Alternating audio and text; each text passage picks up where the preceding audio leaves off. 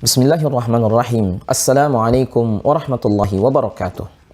Alhamdulillahi rabbil alamin. Wassalatu wassalamu ala rasulillah wa ala alihi wa sahbihi wa man tabi'a hudahu ila yaumiddin wa ba'd.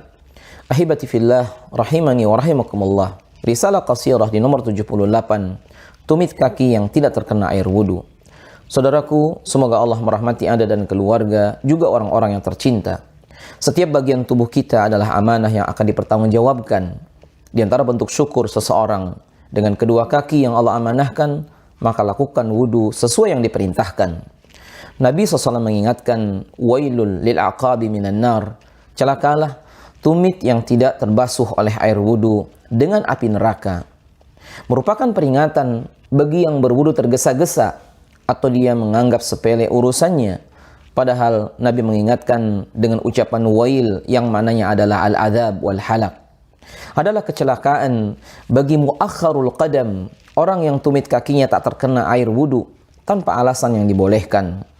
Saudaraku, Nabi menyuruh sahabat yang kakinya ada sebesar kuku belum terkena air wudu untuk menyempurnakannya.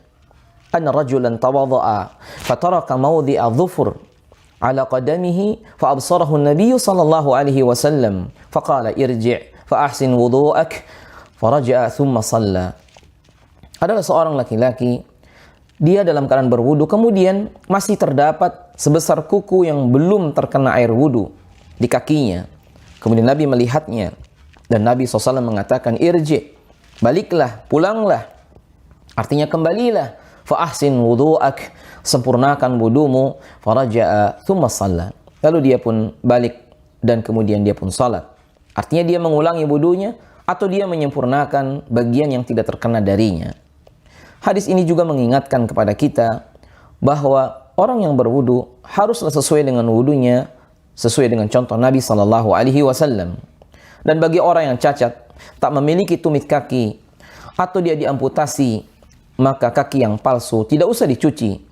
Dan semoga kakinya yang asli sudah menunggunya di surga.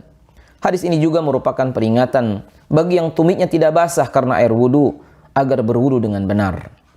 Saudaraku, kaki Abdullah bin Mas'ud pernah disebutkan dalam satu riwayat yang dia adalah kecil tapi lebih berat dari gunung Uhud. Amara Nabi sallallahu alaihi wasallam Ibnu Mas'udin fasaida ala syajaratin. Jadi Nabi pernah menyuruh Abdullah bin Mas'ud untuk naik ke satu pohon. Kemudian dia pun naik. Fanadhara ashabuhu ila saqi Abdullah bin Mas'udin hina sa'ida syajarah.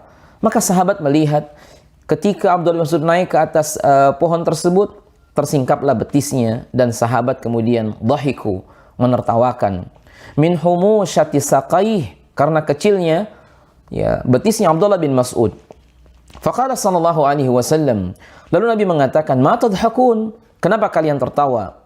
Kemudian mereka mengatakan seperti itu tadi karena melihat betisnya Abdullah bin Mas'ud. Maka Nabi mengatakan, la rijlu Abdillah athqalu fil mizani yaumal qiyamati min Uhud. Sesungguhnya kakinya Abdullah bin Mas'ud lebih berat timbangan di hari kiamat daripada Uhud.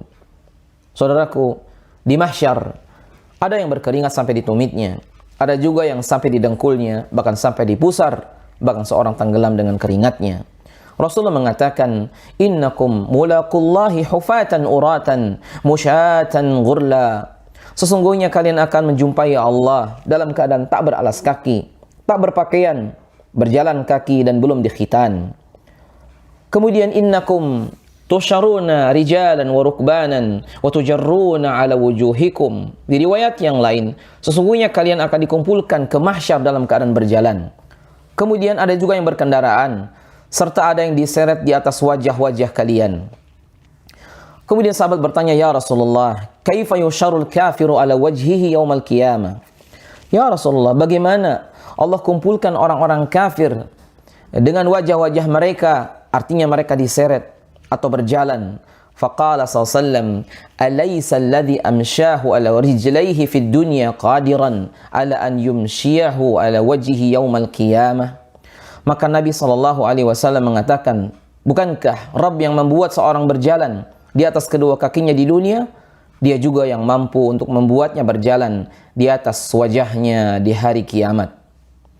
Kemudian, saudaraku yang dimuliakan Allah, bahwa kaki yang bahagia adalah kaki yang bisa melangkah di surga.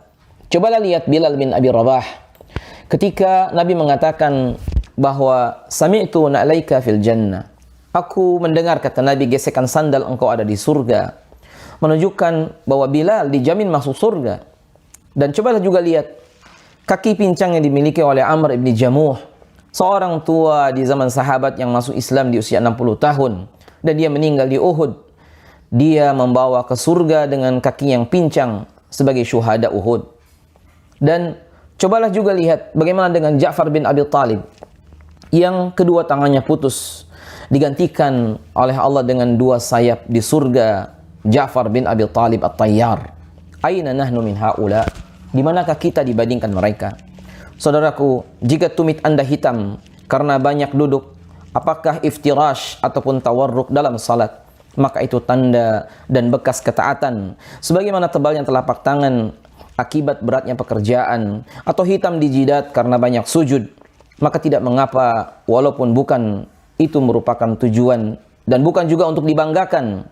Tapi semoga Allah merahmati kita dan itu sebagai tanda Allah mencinta. Lihatlah Uwais Al-Qarni yang dengan kedua kakinya dia berjalan menuju Makkah dari negeri Yaman yang jauh. Dia gendong ibunya yang tua, ibunya yang buta dan juga lumpuh untuk berhaji dan umrah. Tak ada sedikit pun penyesalan, tak ada keluar kalimat yang menunjukkan dia capek dan lelah karena menggendong ibunya. Alangkah bahagianya kaki yang bisa melangkah di surga. Alangkah hinanya kaki yang di dunia dipakai menendang orang tuanya, atau menginjak kaum du'afa, atau menopang badan untuk melangkah ke tempat-tempat maksiat. Sungguh dia sedang menuju kesengsaraan, neraka yang penuh siksaan yang diancamkan. Saudaraku, bawalah tumit Anda untuk duduk bersimpu di depan Ka'bah, bertawaf atau bersa'i, dan wukuf di Arafah, walaupun harus bersusah payah. Sempurnakan setiap wudu sesuai perintah. Semoga Allah menyayangi kita yang sering lalai, lupa dan juga salah. Nasallallahu ta'ala taufiq wassadad lana wa lakum. Sallallahu ala nabiyyina Muhammad. Assalamualaikum warahmatullahi wabarakatuh.